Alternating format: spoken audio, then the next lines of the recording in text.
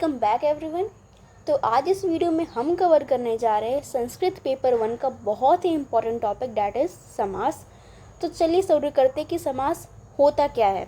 समास की डेफिनेशन है समसनम समास, अर्थात संक्षिप्त में होने को समास कहते हैं। समास की एक और डेफिनेशन है जो समास को और क्लियरली बताती है, डैट इज़ अनेक पदानाम एक पदी भवनम समासा, अर्थात दो या दो से अधिक शब्दों के मेल से उत्पन्न विकार को क्या कहते हैं, समास कहते हैं। तो चलिए इसी चीज़ को हम अपने नोट्स में भी देख ले रहे हैं, दैट इज समास शब्द की उत्पत्ति कैसे हुई है।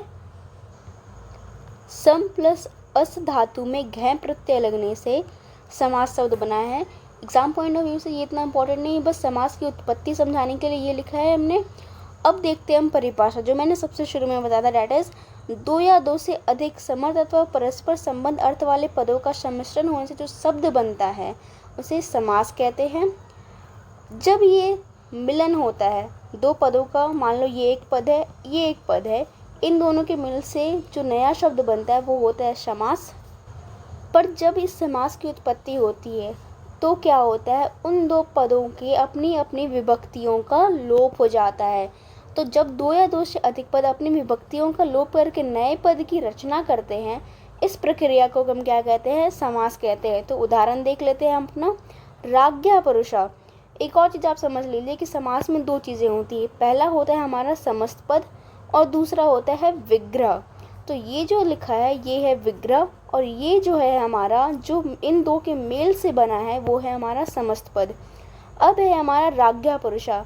राज्ञा में षष्ठी विभक्ति है, पर जब यहाँ पे हमारा समस्त पद बना है तो हमने यहाँ राज्ञा नहीं लिखा है, हमने यहाँ पे मूल शब्द राजा का राज कर दिया है। तो क्या हुआ है, यहाँ पे विभक्ति का लोप हुआ है। समास में हम यही करते हैं, समास में हम विभक्तियों का लोप करके समस्त पद बनाते हैं।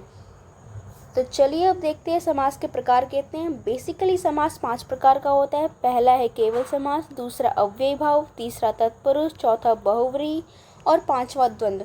अब आपने अपनी किताबों में कर्मधाराएं और द्विगु जैसे समास भी देखे होंगे। तो तत्पुरुष समास के अंतर्गत ही दो और समास आ जाते हैं, डैट इज कर्मधाराएं और द्विगु। ये दो समास है, ये तत्पुरुष के अंतर्गत ही आते हैं। अब हम देख लेते हैं विग्रह। विग्रह क्या होता है, समस्त पद को तोड़ के लिखने को, जैसा कि मैंने इस एग्जाम्पल में बताया था, उसे विग्रह कहते हैं। और विग्रह दो प्रकार का होता है, पहला होता है लौकिक विग्रह और दूसरा होता है अलौकिक विग्रह। लौकिक विग्रह नाम से पता चल रहा है जो लोक में प्रयोग किया जाता है, और अलौकिक विग्रह जो लोक में प्रयोग नहीं किया जाता है, केवल व्याकरण शास्त्र में उनका प्रयोग होता है, तो उसे हम क्या कहते हैं, अलौकिक विग्रह कहते हैं। तो ये विद दिस आवर समास का इंट्रो इज कंप्लीट। अब हम पढ़ेंगे एक एक करके समास को। पहला समास जो आता है हमारा वो है हमारा अव्ययी भाव समास। तो हमें क्या करना है, जितने भी समास है इन सभी समास का हमें क्या सूत्र याद रखना है। हर एक समास का सूत्र आएगा और हर एक समास का आपको सूत्र याद रखना है, एग्जाम पॉइंट ऑफ व्यू से बहुत इंपॉर्टेंट है वो। तो चलिए हम कवर करते हैं अपना पहला समास, दैट इज अव्ययी भाव समास। अव्ययी भाव समास का सूत्र क्या है, पूर्व पद प्रधान अव्ययी भाव, अर्थात जिस समास का पूर्व पद क्या हो, प्रधान हो, उसे क्या कहते हैं, अव्ययी भाव समास कहते हैं। तो इसी सूत्र को हमें क्या लिखना, अगर हिंदी में लिख देंगे हम तो ये अव्ययी भाव समास की क्या बन जाएगी, परिभाषा बन जाएगी। परिभाषा में देखो क्या लिखना है, अव्ययी भाव समास में पूर्व पद का अर्थ प्रधान होता है। पूर्व पद प्रायः क्या होते हैं, अव्यय, नाम से ही पता चल रहा है अव्ययी भाव है, तो अव्ययी भाव का पूर्व पद क्या होगा, अव्यय होगा। और दूसरा शब्द जो होता है वो संज्ञा शब्द होता है। लेकिन समास होने पर जब हम विग्रह को क्या करेंगे, विग्रह को समस्त पद बना देंगे, तो जो हमारा समस्त पद बनेगा वो भी क्या होगा, अव्यय होगा।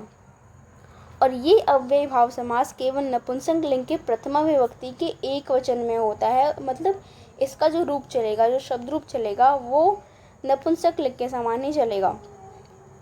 अब अव्ययी भाव समास का एक और बहुत ही इम्पोर्टेंट चीज़ आता है, ये 16 अवयव आते हैं अव्ययी भाव समास में। इन अवयवों के अर्थ में ही अव्ययी भाव समास का प्रयोग किया जाता है।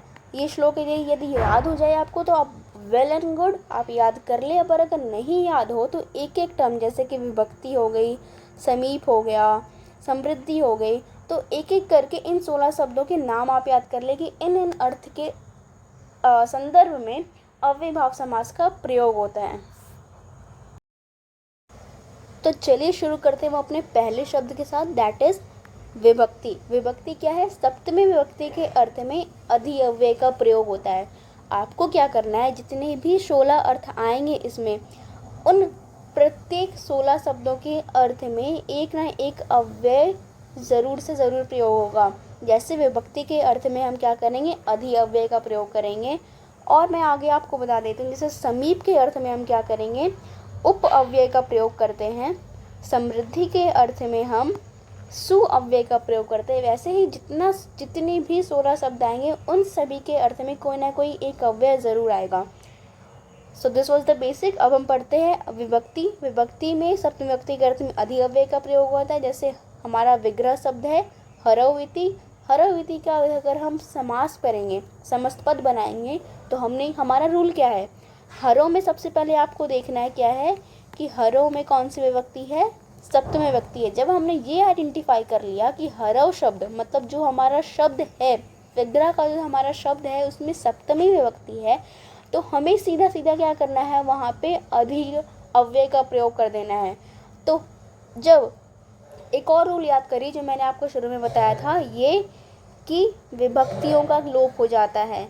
तो जब हम करेंगे इसका समस्त पद बनाएंगे तो हरौ का मूल शब्द क्या है, हरि। तो क्या करना होगा, हमें अधिअव्यय के साथ साथ हरि के मूल शब्द को प्रयोग करके हमारा फाइनल समस्त पद बन जाएगा अधिहरि। तो ये था हमारा लौकिक विग्रह। अलौकिक विग्रह क्या होता है, अलौकिक विग्रह में एक सुबंध प्रत्यय यूज हो जाता है। ये इतना डिटेल में आपको पढ़ने की कोई ज़रूरत नहीं, बस आपको पहचान में आना चाहिए कि यदि कहीं भी ऐसा कोई सुबंध प्रत्यय लिखा हो, आपने प्रत्यय पढ़ते हो पढ़ा होगा, सुबंध प्रत्यय होते हैं, तिगंत प्रत्यय होते हैं, तो सुबंध प्रत्यय का ही एक प्रत्यय ये है। और यदि विग्रह में इस प्रत्यय का प्रयोग कहीं आपको दिख जाए, मान लीजिए कि वो क्या है, अलौकिक विग्रह, और यदि ऐसे किसी प्रत्यय का प्रयोग आपको ना दिखे, तो मतलब ये है कि वो लौकिक विग्रह के अंतर्गत आता है। तो इस विभक्ति के अर्थ में हम और एग्जाम्पल्स को देख लेते हैं। पहला एग्जाम्पल हमने देखा था हरौ इति। सिमिलरली हमारे पास और भी एग्जाम्पल्स है। धर्मे इति का हो जाएगा अधिधर्मम, धर्मे में सप्तमी विभक्ति है। लतायाम इति का हो जाएगा अधिलतम, लतायाम में भी सप्तमी विभक्ति है। गंगायाम इति में हो जाएगा अधिगंगम, गंगायाम में भी यहाँ हमारे पास सप्तमी विभक्ति है। वैकुंठे इति में हो जाएगा हमारे पास अधिवैकुंठम, वैकुंठे में भी हमारे पास सप्तमी विभक्ति है। तो इसी के साथ हमारा पहला टर्म विभक्ति कंप्लीट हो जाता है। दूसरा टर्म है हमारे पास समीप। समीप जैसा कि वर्ड है वैसा ही उसका अर्थ है। समीप का अर्थ क्या होता है, नज़दीक। और नज़दीक के अर्थ को बताने के लिए संस्कृत भाषा में हम क्या अव्यय का प्रयोग करते हैं, उप अव्यय का प्रयोग करते हैं।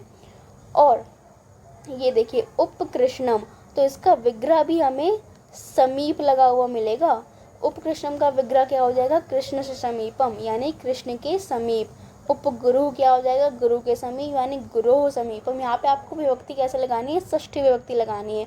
अब अर्थ देखिए, जो भी शब्द हमें मिलता है, जो भी समस्त पद हमें मिलता है, आप पहले उसका अर्थ निकालें, उसके हिसाब से आप उसके विग्रह में विभक्ति लगा दीजिए। उपकृष्णम का अर्थ क्या निकल रहा है, कृष्ण के समीप। आपने कारक में पढ़ा हुआ, का के अर्थ में हमारा संबंध कारक होता है, और संबंध कारक में कौन सी विभक्ति होती है, षष्ठी विभक्ति होती है।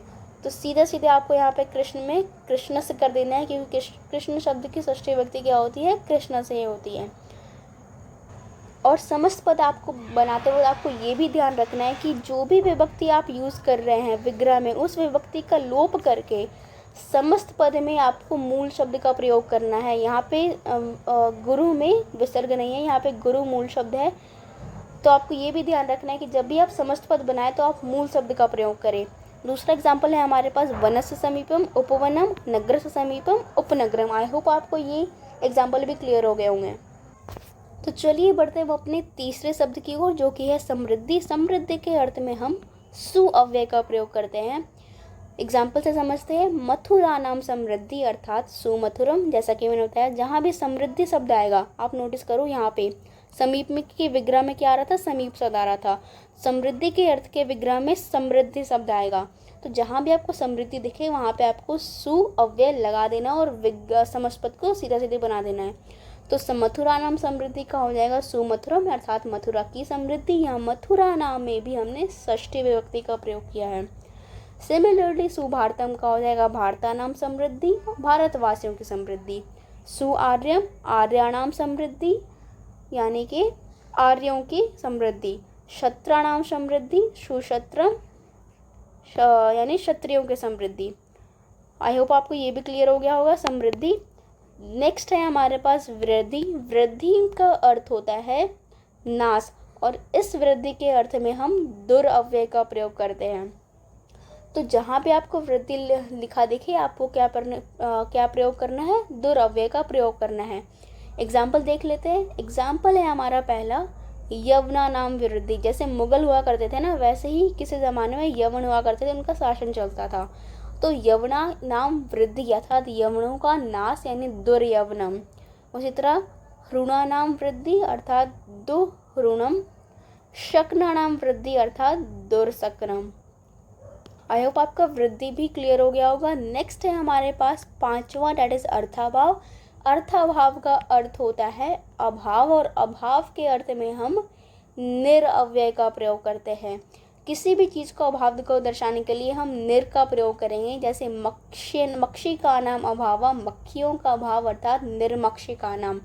निर्जनम मतलब जनों का अभाव यानी जनानाम अभाव। विग्रह भी आपको बहुत ही आसानी से आप विग्रह को भी कर लोगे। और अगर विग्रह भी दे रखा है तो आपको बस ये ध्यान रखना है अभाव के अर्थ में हमें क्या करना है, निरअव्यय का प्रयोग करना है। तो बहुत ही आसानी से आप समस्त पद को भी बना लोगे। समास बिल्कुल भी टफ नहीं है, बस आपको आपके कंसेप्ट को समझना होता है। दूसरा है हमारे पास निर्दोषम यानी दोष से अभाव, निर्भयम यानी भय से अभाव। अभाव के अर्थ में निर का प्रयोग होता है। Moving on to the next one, we have अत्य। अत्य का अर्थ होता है अति, और अत्य के अर्थ में हम अति अव्यय का प्रयोग करते हैं। अत्य का एक्चुअली अर्थ होता है नाश, और इसके अर्थ में हम अति का प्रयोग करते हैं। तो हिमस अत्य अर्थात अति हिमम यानी हिम का नाश। अति रोगम, रोगस अत्य रोग का नाश। शीतस अत्य अति शीतम, शीत का नाश। घनस अत्य अति घनम, घन का नाश। असंप्रति हमारा नेक्स्ट जो संदर्भ है वो है असंप्रति। असंप्रति का अर्थ होता है अनुचित अर्थ में कोई भी चीज़ यदि प्रयोग की जाए तो उसमें अति अव्यय का प्रयोग करते हैं। तो निद्रा संप्रति ना युज्यते, यहाँ पे असंप्रति आपने सुना होगा, ये जो उपसर्ग होता है ये हमेशा नेगेटिव सेंस में यूज़ होता है। तो यदि हम असंप्रति कहे या संप्रति ना कहे, दोनों का बात बराबर है, क्योंकि अव्यय का प्रयोग नेगेटिव सेंस में होता है। तो असंप्रति इज एक्चुअली इक्वल टू न संप्रति। तो आप ये देख के कन्फ्यूज मत होना कि यहाँ पे असंप्रति तो लिखा नहीं है, यहाँ पे हमारे पास संप्रति ना लिखा है। संप्रति ना और असंप्रति का मतलब सेम ही होता है, तो कुछ भी लिखा हो यू डोंट गेट कन्फ्यूज्ड। असंप्रति का अर्थ होता है अनुचित अर्थ, और इसमें हम अति अव्यय का प्रयोग करते हैं। Let's see the example. अति निद्रम, निद्रा संप्रति ना युज्यते। आपको यहाँ पे ये इस चीज़ का ध्यान रखना होगा, जैसा कि हमने पहले की समस्त पदों के विग्रह में देखा था कि सिंपली आपको विभक्ति लगानी थी और इस शब्द को लगाना था तो आपका विग्रह हो जा रहा था। पर यहाँ पे आपको थोड़ा ध्यान देना पड़ेगा। असंप्रति के अर्थ में आपको ऐसे विग्रह करनी होगी, ये आपको रटना ही है। अति निद्रम का होगा निद्रा संप्रति ना योज्यते या निद्रा असंप्रति योज्यते। अति पठनम का होगा पठनम संप्रति ना योज्यते, अर्थात इसका अर्थ क्या होगा, इस समय पढ़ना उचित नहीं है। निद्रा संप्रति ना योज्यते का अर्थ क्या है, इस समय नींद उचित नहीं है। अति रोदनम, रोदनम संप्रति ना योज्यते, इस समय रोना उचित नहीं है। अति वैरम, वैरम संप्रति ना योज्यते, इस समय बैर करना उचित नहीं है। तो चलिए बढ़ते हम अपने अगले संदर्भ की ओर, डेट इज शब्द प्रादुर्भाव। शब्द प्रादुर्भाव के अर्थ में हम इति अव्यय का प्रयोग करते हैं। तो एग्जाम्पल है हमारा इसका हरि शब्द से प्रादुर्भाव। कहीं कहीं पे आपको प्रकाशा भी लिखा दिख सकता है, तो कंफ्यूज मत होइएगा। इस प्रकाशा का मतलब प्रादुर्भावी होना है। प्रादुर्भाव का मतलब होता है एक्चुअली उत्पन्न होना। तो हरि शब्द से प्रादुर्भाव को हम इति अव्यय का प्रयोग करेंगे तो क्या बन जाएगा हमारा इति हरि शब्द। यहाँ पे भी आपको ये ध्यान रखना है कि जब भी आप समस्त पद बनाएं शब्द प्रादुर्भाव के अर्थ में, तो आपको समस्त पद के अर्थ में एक वर्ड शब्द ऐड करना ही करना है। आपको इति अव्यय तो आपने प्रयोग कर दिया, पर लास्ट में एक शब्द ऐड करना होगा हर समस्त पद के अंत में। तो हरि शब्द से प्रादुर्भाव इति हरि शब्द, भारत शब्द प्रादुर्भाव इति भारत शब्द, व्यास शब्द से प्रादुर्भाव इति व्यास शब्द, प्रणव शब्द से प्रादुर्भाव इति प्रणव शब्द। होप आपको ये भी क्लियर हो गया। अब है हमारा नेक्स्ट वन, दैट इज पश्चात। पश्चात का मतलब होता है बाद, और बाद के अर्थ में संस्कृत में हम क्या अव्यय का प्रयोग करते हैं, अनु अव्यय का प्रयोग करते हैं। तो एग्जाम्पल हम देख लेते हैं। इसका एग्जाम्पल भी पहले वाले विग्रह के अनुसार ही बहुत ही आसान है, बस आपको विभक्ति लगानी है और साथ में जो हमारा मेन शब्द है उसको प्रयोग करके विग्रह कर देना है। विभक्ति लगाओ, मेन शब्द लगाओ और हमारा विग्रह डन। तो अनु विष्णु अर्थात विष्णु पश्चात, विष्णु के पीछे, गंगायाम पश्चात अनुगंगम, गंगा के पीछे, रथस्य पश्चात अनुरथ, रथ के पीछे, लोकस्य पश्चात अनुलोक, लोक के पीछे। पश्चात भी क्लियर हो गया। नेक्स्ट है हमारे पास यथा। यथा अव्यय जो है ये थोड़ा कॉम्प्लेक्स है। आपको यथा शब्द 3 अर्थ में प्रयोग करना है। पहला है योग्यता, दूसरा है वीप्सा और तीसरा है पदार्थ का अतिक्रमण ना होना। तो चलिए एक एक करके हम बहुत ही आसानी से इसको भी समझ लेंगे। जैसे हमने बाकी के समास को समझा है उसी प्रकार हम इसको भी समझ लेंगे। पहला है हमारे पास योग्यता। योग्यता के अर्थ में अनु अव्यय का प्रयोग होता है, तो क्या होगा, रूपस्य योग्यम तो अनुरूपम। जैसा कि मैंने कहा अनु अव्यय का प्रयोग करेंगे योग्यता के अर्थ में, और सिंपली विग्रह करते वक्त हम इसमें क्या लगा देंगे, विभक्ति लगा देंगे। षष्ठी विभक्ति लग रही है यहाँ पे। तो रूपस्य योग्यम अनुरूपम, गुणा नाम योग्यम अनुगुणम। वीप्सा का अर्थ क्या होता है, वीप्सा का अर्थ होता है पुनरावृत्ति। पुनरावृत्ति का मतलब होता है रिपीट होना। तो जब भी कोई चीज़ रिपीट हो रही, जैसे कि प्रत्येकम, प्रतिग्रहम, प्रतिदिनम, हर दिन मतलब दिन, एक दिन के बाद दूसरा दिन, दूसरे दिन के बाद तीसरा दिन, तो ये चीज़ें रिपीटेशन वाली चीज़ें हैं। तो इसके अर्थ में क्या होता है, विप्सा का प्रयोग होता है। और विप्सा के अर्थ में हम क्या करते हैं, प्रति अव्यय का प्रयोग करते हैं। अब आपको थोड़ी चीज़ें कॉम्प्लेक्स लगने लगेगी, इतने सारे अव्यय आ गए, हर एक में अलग अलग अव्यय थे, तो ये तो आपको याद करना ही पड़ेगा। जैसे समृद्धि में सु था, वृद्धि में दुर था, अर्थाभाव में निर था, असंप्रति में अति था। तो ये सारे अव्यय तो आपको याद करने ही पड़ेंगे। तो चलिए हम देख लेते हैं हमारा वीप्सा। वीप्सा का एग्जाम्पल हो जाएगा इति। विग्रह में हम इति का प्रयोग करेंगे और समस्त पद में हम प्रति का प्रयोग करेंगे। यहाँ पे प्रत्येकम आपने पढ़ा होगा, संधि में प्रति प्लस एकम जोड़ के प्रत्येकम हो जाता है। तो आप यहाँ पे हमने प्रति अव्यय का ही प्रयोग किया, जैसे प्रतिगृहम, गृहम गृहमिति, प्रतिदिनम, दिनम दिनमिति। नेक्स्ट है हमारे पास पदार्थ का अतिक्रमण ना होना।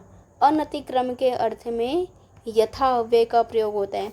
अतिक्रम का मतलब क्या होता है, किसी भी चीज़ के लिमिट को क्रॉस करना।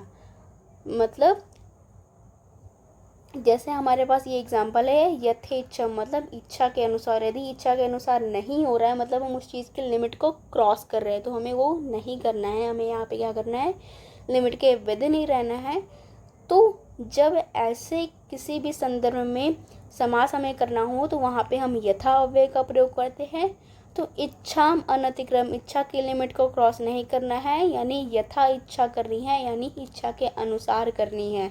शक्ति में अनतिक्रम, शक्ति के भी लिमिट को क्रॉस नहीं करना है, हमें यथाशक्ति कार्य करना है, शक्ति के अनुसार कार्य करना है। तो जब भी आप समस्त पद बनाए तो आपको यथा का प्रयोग करना होगा। यहाँ पे भी संधि हुई है, यथा प्लस इच्छम, यथेच्छम हो गया है। यथाशक्ति शक्ति में अतिक्रम में। नेक्स्ट है हमारे पास आनुपूर्व्य। आनुपूर्व्य के अर्थ में हम अनु अव्यय का प्रयोग करते हैं। आनुपूर्व्य का मतलब होता है क्रम में, सीक्वेंस में, मतलब एक के बाद एक के बाद एक, ऐसा। जैसे बड़ों के क्रम में ज्येष्ठ से आनुपूर्व्य, जैसे हमारे वो वंश नहीं चलते, जैसे पहले दादा है, फिर पापा है, पापा के बाद बेटा होगा, बेटा के बाद उसका भी बेटा होगा, ऐसे ये वंश चलता है, मतलब अनुपूर्व्य। तो इसी के अर्थ में हम अनु अव्यय का प्रयोग करते हैं। ज्येष्ठ से अनुपूर्व्य अनुज्येष्ठम, कनिष्ठ से अनुपूर्व अनुकनिष्ठम। अनुपूर्व भी आपको क्लियर हो गया होगा। नेक्स्ट है हमारे पास योग्य पद। योग्य पद का अर्थ है, शब्द से ही क्लियर हो रहा है, किसी भी चीज़ को एक साथ प्रयोग करना। तो इसमें हम क्या करते हैं, सह अव्यय का प्रयोग करते हैं। पर संस्कृत व्याकरण में एक सूत्र आता है जहाँ पे क्या होता है, इस सह को हम कर देते हैं सा में परिवर्तित कर देते हैं। तो यदि इस सूत्र के अनुसार हमने क्या कर दिया, सा को सा में परिवर्तित कर दिया, तो जो हमारा समस्त पद बनेगा उसमें हम सा नहीं बल्कि सा का ही प्रयोग करेंगे। तो हमारा शब्द था योगपद। यहाँ पे है चक्रीन युगपद, शचक्रम अर्थात चक्र के साथ, मृत्यु नाम युक्तम युगपद समृत्यु यानी मृत्यु के साथ। होप आपको ये भी क्लियर हो गया। नेक्स्ट एग्जाम्पल है हमारे पास सादृश्य। सादृश्य का मतलब होता है समान। समानता के अर्थ में भी हम स अव्यय का प्रयोग करते हैं। तो बंधु सादृश्यम, सबंधु यानी बंधु के समान। सख्या सादृश्यम, सखी अर्थात सखी के समान। हरे सादृश्यम, सहरि अर्थात हरि के समान। विष्णु सादृश्यम, सविष्णु अर्थात विष्णु के समान। संज्ञा पद होने पर, this is the key note that you must take away, संज्ञा पद होने पर सादृश्य का प्रयोग होता है। यहाँ पे आप कैसे आइडेंटिफाई करोगे, जब भी आपको कोई व्यक्तिवाचक दिखे, हरि विष्णु, तो उसमें सादृश्य आपको करना है, क्योंकि सा का प्रयोग तो यहाँ भी हो रहा था। आपको क्या करना है, व्यक्तिवाचक के अर्थ में सादृश्य का प्रयोग कर देना है, बस बात खत्म। नेक्स्ट है हमारे पास संपत्ति। संपत्ति में भी हम सा का प्रयोग करते हैं, फिर सा का क्या हो जाता है, शा हो जाता है। तो हमारे पास है ज्ञानेन सा ज्ञानम, क्षत्रियाणाम संपत्ति, क्षत्रियम अर्थात ज्ञान की संपत्ति और क्षत्रियों की संपत्ति रिस्पेक्टिवली। नेक्स्ट है हमारे पास साकल्य। साकल्य का अर्थ होता है संपूर्णता, मतलब पूरी उपस्थिति होना। फल्गुना सा फल्गु, फल्गु के साथ साकल्य के अर्थ में भी हम स अव्यय का प्रयोग करते हैं। नेक्स्ट है हमारे पास बुसम इति अपरितज या फिर बुसम अपि अपरितज। यहाँ पे भी आप ये चीज़ नोटिस करिए कि दो तरह से हमने विग्रह किया, या तो बुसम सह या बुसम अपि अपरितज, मतलब बुसम को भी अपरितज बिना त्याग किए, बिना त्याग किए इज इनडायरेक्टली इक्वल टू सह, मतलब बुसम सह। सबुसम यानी बुस यानी घास को कहते हैं बुस, तो घासों के साथ। तो एक बार चलिए समराइज कर लेते हैं कि कहाँ कहाँ पे हमने स का प्रयोग किया था। साकल्य के अर्थ में स का प्रयोग था, संपत्ति के अर्थ में स का था, सादृश्य के अर्थ में स का था, और योगपद के अर्थ में भी स का था। नेक्स्ट है हमारे पास, next and last one that we have is अंत। अंत के अर्थ में भी हम सा का प्रयोग करते हैं। अंत का मतलब क्या होता है, एंड। एंड का अर्थ आपको ऐसे लेना है, अग्नि पर्यंतम, स अग्नि, अग्नि तक, मतलब जब तक अग्नि है, जब तक अग्नि खत्म नहीं हो जाती, जब तक अग्नि का अंत नहीं हो जाता तब तक, यानी स अग्नि, अग्नि पर्यंतम। नेक्स्ट है हमारे पास साजीवनम, जीवन तक, यानी जब तक जीवन अंत नहीं हो जाता, तो जीवनात् सा या फिर आजीवनात्। ये है हमारा अंत। इसी के साथ हमारा अव्ययभाव समास पूरा हो जाता है। ये कुछ सूत्र आपको आपके बुक में मिलेंगे जो आपको समास को समझने में बेटर अंडरस्टैंडिंग प्रोवाइड करते हैं। लाइक पहला सूत्र है हमारा प्रथमा निर्दिष्टम समास उपसर्जनम। ये एक संज्ञा सूत्र है जो ये बताता है कि समास शास्त्र में प्रथम निर्दिष्ट की क्या होती है, उपसर्जन संज्ञा होती है, और जिसकी उपसर्जन संज्ञा होती है उसका प्रयोग हम पहले करते हैं। इन अव्ययभाव समास में जितने भी अव्यय थे, इन सारे अव्ययों की उपसर्जन संज्ञा है, इसलिए हमने समास समस्त पद बनाते वक्त अव्ययों को पहले प्रयोग किया है, ना कि अग्नि सा लिखा है, हमने स अग्नि लिखा है। नेक्स्ट है हमारे पास न अव्ययभावात् अतो अमत्वम अपंचमया। ये भी एक सूत्र है जो ये कहता है अदंत अव्ययभाव समास से परे सुप का लोप ना हो, परंतु पंचमी को छोड़कर अन्य सुप प्रत्ययों के साथ अम आदेश होगा।